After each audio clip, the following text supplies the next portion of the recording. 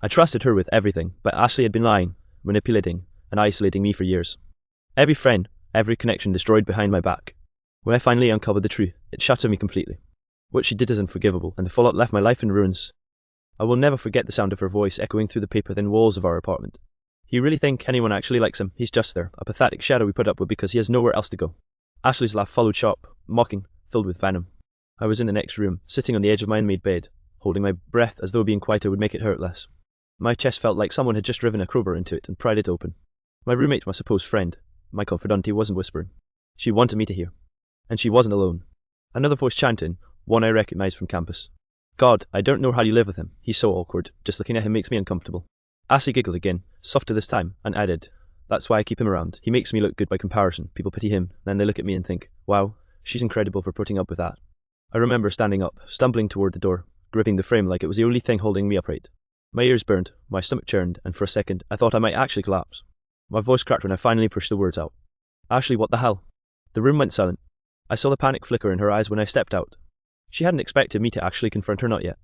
She thought I'd keep being the quiet, compliant background character in her story. Oh, come on, she said, rolling her eyes like I was overreacting. Don't be so dramatic. We were just joking. Joking? My throat felt raw, like every syllable was tearing something inside me. You've been saying this about me to everyone. She tilted her head, that smug little smirk forming on her lips. If the shoe fits her. The other girl shifted uncomfortably, mumbling something about needing to leave. She grabbed her bag and bolted, leaving Ashley and me locked in the suffocating silence. I wanted to scream. I wanted to shake her until she admitted she was lying. But she just stood there, arms crossed, staring at me like I was the problem.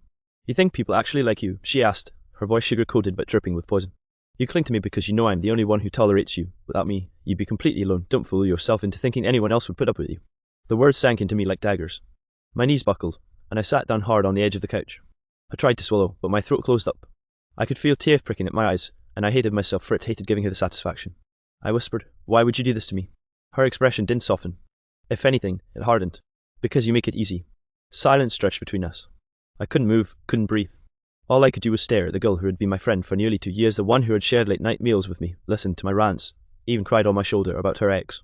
And here she was, looking at me like I was nothing more than a defective object she was tired of tripping over. Ashley walked toward the door, keys jingling in her hand. She paused, glanced back, and delivered the line that would haunt me for years. You should be grateful I even let you stay here. The door slammed shut, and the echo reverberated through the apartment like a gunshot. I sat there in the suffocating silence, the weight of her words pressing down on me until I could barely breathe. Grateful. Grateful for being humiliated. Grateful for being used. Grateful for being turned into a joke. That night I didn't sleep. I lay awake staring at the ceiling, replaying every laugh, every inside joke, every moment I thought was real. My chest ached, my stomach was in knots, and by dawn, one truth had crystallized in my mind. This wasn't the first time Ashley had done this. It was just the first time I caught her. And if I was right, the web she had woven around me was much darker and much deeper than I had ever imagined. When I first met Ashley, I thought I'd struck gold. It was sophomore year of college, and I was desperate for a new living arrangement. My old roommate had transferred schools, and I was left scrambling. The ad Ashley posted online seemed like salvation. Room available, affordable rent, chill roommate, looking for someone clean, respectful, and easygoing. We met at a coffee shop. She was all smiles, hair perfectly styled, her laugh magnetic. She leaned across the table and said, You seem like the type who doesn't bring drama. That's exactly what I need. I mistook that line as a compliment. In hindsight, it was foreshadowing. She didn't want a roommate, she wanted a prop. The first few months were blissful. She invited me to hang out with her friends, asked for my opinion on outfits, even cooked dinner for both of us sometimes. When she introduced me at parties, she'd smile and say, This is my roommate, he's awesome. I clung to those moments like lifelines, because truthfully, I didn't have much else. I'd always struggled with social anxiety. Making friends felt like climbing a mountain barefoot. So when Ashley folded me into her circle, I thought I'd finally been accepted. But looking back, there were cracks in the foundation from day one. At one party, I remember overhearing a girl ask Ashley why she invited me. Ashley laughed and said, Because he's harmless, plus, he makes me look approachable. Everyone chuckled, and I tried to convince myself it was just a joke. Another time, I asked if I could bring one of my classmates over to study. Ashley hesitated, then smiled tightly. You know I love you, but my friends aren't really your crowd. They probably wouldn't get you. She said it like she was protecting me. I believed her. What I didn't realize was that she was systematically cutting me off. Anytime I expressed interest in hanging out with her group outside the apartment, she'd create a reason why I shouldn't. Oh, it's a girls' night. They're going through something personal. You wouldn't have fun. It's not your vibe. At first, I accepted it. But then I started noticing little things. Like when one of her friends mentioned an event I hadn't even known about. Or when someone slipped and said, I thought you weren't allowed to come. That word aloud. It stung. Still, I convinced myself she was doing me a favour. I told myself she was shielding me from rejection. That she was my ally. And Ashley knew exactly how to reinforce that illusion. She'd knock on my door late at night, tears streaming down her face after a fight with her boyfriend.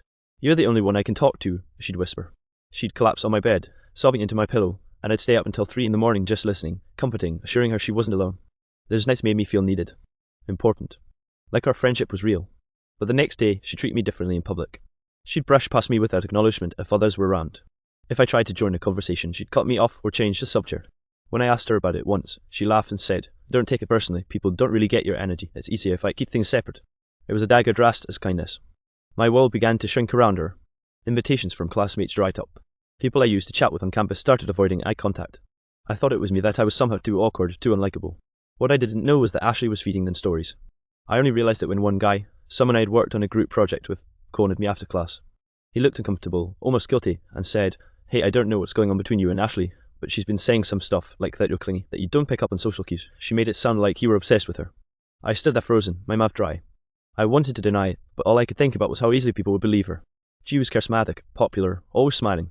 I was quiet, awkward, and socially anxious. Who would they trust? By the end of junior year, my phone barely buzzed anymore. My only consistent human contact outside of class was Ashley, and she made sure I knew it. "You're lucky, I don't mind having you around," she'd say with a half smile that made it sound like a joke. Most people would have bailed by now. I laughed along, even as something inside me withered. Then came the night everything shattered, the night I overheard her mocking me to her friend, tearing down every shred of dignity I thought I had left. And that was just the beginning. Because the next morning, I discovered her betrayal went far deeper than casual gossip. The truth hit me like a sledgehammer. I had thought overhearing Ashley's laughter the night before was bad enough. I thought being mocked and used was the pinnacle of cruelty. I was wrong. I didn't even know the half of it. It started when I stumbled across a notebook, her personal journal she'd carelessly left on the coffee table while she was out. My heart hammered as I flipped the pages, but curiosity or maybe desperation overpowered any sense of respect or boundaries. Every page was a blueprint of manipulation, a meticulous record of my isolation, my weaknesses, and how she'd exploited them. She had notes on who I talked to, who I could trust, even down to which professors liked me and which classmates thought I was weird. She had plans for making me appear incompetent in group projects, scripted exercises for breaking my confidence in social settings, and worst of all, a whole list of lies she'd spread about me. Ashley wasn't just cruel, she was surgical in her cruelty. One entry made my stomach twist. "He thinks I'm his friend. Perfect. Keep him believing I'm the only person who cares. Isolate him slowly. The emotional dependency is the key." I couldn't breathe. My hands were shaking, my vision blurred. This wasn't just mockery. This wasn't just gossip. This was years of calculated psychological abuse. I tried to call her out immediately, but my phone rang and rang. She wasn't picking up. Then, messages started flooding in, texts from classmates, friends I thought I had, all echoing the same disturbing refrain. "I don't know what Ashley told you, but we were never supposed to be your friends. You're kind of intense. Ashley warned me. Honestly, we didn't think you'd understand." It was everywhere. She had poisoned everyone against me, crafted stories that made me look unhinged, clingy, desperate. Every single person I had once trusted had been manipulated into seeing me as a pariah. The psychological impact was instantaneous.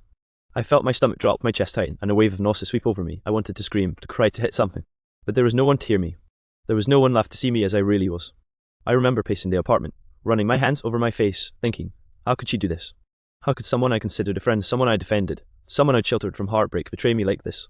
And then, as if the universe was determined to drown me in humiliation, I discovered she hadn't just targeted me. She had created a network of lies to protect herself and enhance her own reputation. One night, I saw her post on social media, carefully curated images showing me as the clingy roommate, the awkward, needy guy who couldn't survive without her. The comments, mostly friends of hers, some strangers laughed along, praised her patience, mocked me. She had weaponized my loneliness into her personal social currency. I thought back to the night she'd leaned on me, crying, confessing her heartbreaks. Every tear I had wiped from her face had been a performance, a calculated move to deepen my dependency. Every moment I felt important, every night I stayed awake listening to her troubles had been part of her plan. My anxiety, my depression, my isolation, it wasn't accidental. It was engineered. I had been a puppet for years, and the strings were Ashley's. And then the final blow, an email from my university administration. Apparently, one of her friends, her willing co-conspirators, had warned them about my behaviour, painting me as volatile, difficult, and unstable. There were mentions of complaints from multiple people about my aggressive tendencies in group work, all completely fabricated. I sat on the floor, the notebook on my lap, phone buzzing endlessly. I couldn't process it. My world had shrunk into a cage built by the one person I had trusted the most. And worse, she knew exactly what she was doing. Ashley had anticipated that I would eventually find out, that the revelation would destroy me. And maybe, in her mind, that was the ultimate victory. I wanted to confront her, to scream at her face and make her feel even a fraction of the devastation she had caused. But I knew it wouldn't be simple.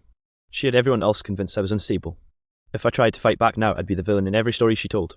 The weight of betrayal pressed down on me, almost physically. Every memory of laughter, every shared secret, every comforting night she had orchestrated in my apartment, it was all a lie. Every friendship she had protected me from, poison. Every connection I had outside her sphere, corrupted. I realized in that moment that I had no one to turn to. No allies, no safe harbor. The woman who was supposed to be my anchor had become the storm itself. And as the realization sank in, I felt something I hadn't felt in years: pure, unfiltered rage. I couldn't live like this any longer. For years, Ashley had twisted my reality, isolated me, and manipulated everyone around me into believing I was some fragile, obsessive mess. And yet she had the audacity to keep smiling, acting as though I was the problem. The time for whispers, for silent suffering, was over. I waited until one evening when she had invited some of her friends over, her usual entourage, the people who had been complicit in my social exile. I sat in a living room, notebook in hand, heart hammering so violently it felt like it might burst through my chest. When Ashley walked in, she smiled at me like nothing had happened. "Hey, what's up?" she chirped, tossing her bag onto the couch. I swallowed my fear, my voice shaking, but I forced the words out. "We need to talk, now, all of us." Her smile faltered. "Oh, about what?" I stood, holding up the notebook like a weapon. "About you, about the lies, the manipulation, the way you've turned everyone against me, and I hesitated for a second, my chest tightening, how you've been psychologically torturing me for years. The room went silent. I could see the flicker of panic in her eyes, but she quickly masked it with a scoff. "Wow, that's dramatic. Are you sure you're okay?" "No," I said, my voice rising. "I'm not okay, and I won't be okay until everyone here knows exactly what you've done." Ashley's friends shifted uneasily, exchanging glances. The power dynamic had shifted. Suddenly, she wasn't in control anymore. I laid the notebook on the coffee table, flipping it open. "Read it, every page, every plan, every lie, every single word you wrote about isolating me, making me dependent on you, turning everyone against me, everything." I saw one of her closest friends, Jenna, pale and wide-eyed, slowly lean in to read. Oh my God," she whispered. "Ashley, you actually did this?" Ashley's smirk cracked. Her voice faltered. "It's not like that, I was just what? Pretending to be my friend while laughing at me behind my back." I cut in, my hands trembling with rage. "You manipulated my life, my friends, my reputation. Do you have any idea what you've done to me?" Her voice dropped to a whisper. I didn't think you'd ever find out." "Of course I found out," I shouted. "I've been living in your web of lies for years, and you know what the worst part is." I paused, swallowing the lump in my throat. "You didn't even care. You never cared." The room was tense, suffocating. Ashley's friends didn't know whether to step forward or back. Some stared in disbelief, some avoided my gaze. But the truth was out, undeniable, exposed in black and white. Then I dropped the final bombshell. I told them about the emails, the messages, the social media posts she had orchestrated to ruin me. Faces went pale and whispers spread through the group like wildfire. Ashley's attempts to defend herself became frantic. I didn't mean for it, she started, but her words were drowned out by the rising chorus of betrayal and horror from everyone she had deceived. The consequences hit instantly. Her social circle fractured. Some friends stormed out, disgusted. Others confronted her directly, their voices sharp and accusatory. By the end of the night, Ashley was left alone in the apartment, the weight of her lies pressing down harder than ever before. But the fallout didn't stop there. I reported her manipulation to campus authorities, citing psychological harassment and emotional abuse. They launched an investigation. Financial consequences followed when she tried to evict me to cover up her tracks. She had no legal standing, and I remained firmly in my apartment. Family members of both of us became involved. Her parents were horrified, finally seeing the pattern of cruelty that had been invisible to them before. My own family, initially skeptical of the situation, rallied around me once they saw the evidence. And the public humiliation? It was complete. Her lies were exposed in group chats, in social media threads, in front of everyone who had ever trusted her facade.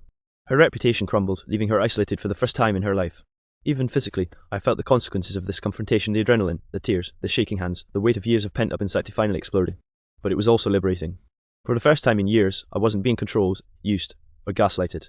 Ashley, once untouchable in her carefully constructed social kingdom, had been unmasked.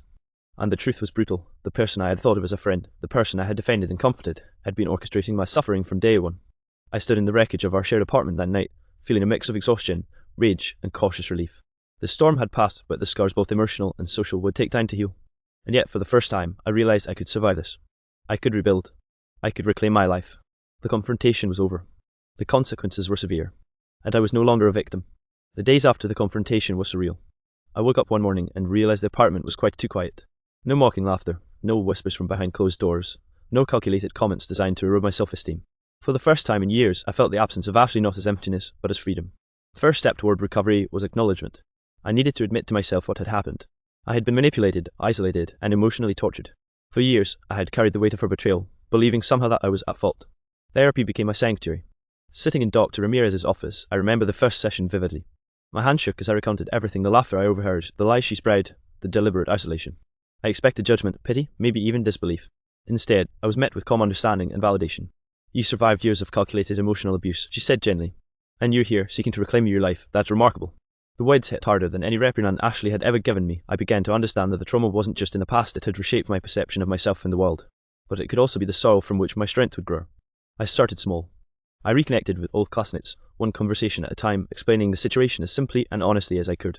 Some believed me immediately, others were hesitant, needing their own time to process what Ashley had done. Each hesitant step forward was a victory. Social media, once a minefield of our lives, became a tool for healing. I reclaimed my voice publicly, sharing experiences and boundaries without shame. Every supportive message I received reminded me that people could be trustworthy, compassionate, and kind, and that I had been right to seek them out. I also set boundaries that were absolute. No contact with Ashley, no second chances, and no justification for behaviours I would never accept again.